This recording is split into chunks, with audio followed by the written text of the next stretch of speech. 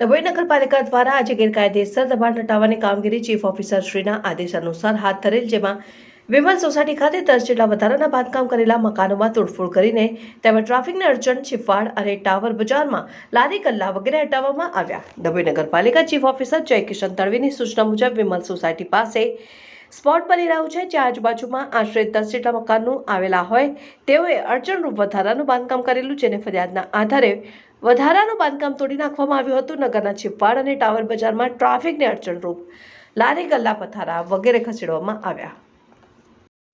આજ રોજ ડભોઈ નગરપાલિકા વિસ્તારમાં વિમલ સોસાયટી આવેલ છે, તેના દ્વારા ડભોઈ નગરપાલિકાના સ્પોર્ટ્સ કોમ્પ્લેક્સના ગ્રાઉન્ડ ઉપર જે દબાણ કરવામાં આવેલ હતું તેને દૂર કરવાની કાર્યવાહી હાથ ધરવામાં આવે છે. આ અંતર્ગત લગભગ 10 જેટલા ઘરો હતા જેમના દ્વારા દબાણ કરવામાં આવેલ હતું.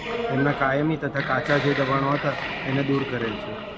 આના સિવાય શહેરના અલગ અલગ વિસ્તારમાં ગઈકાલના રોજ પણ દબાણની ટીમે પોતાની કાર્યવાહી કરેલ હતી અને ઉપરાંતમાં રાતના સમયે છીપવાડ બજારમાં કે જ્યાં આગળ ગેરકાયદેસર લારી ગલ્લાઓ ઊભા રહે છે તેને જે ટ્રાફિકને અડચણરૂપ સમય ઊભી થાય છે તેને દૂર કરવાની કાર્યવાહી પણ કરેલ હતી.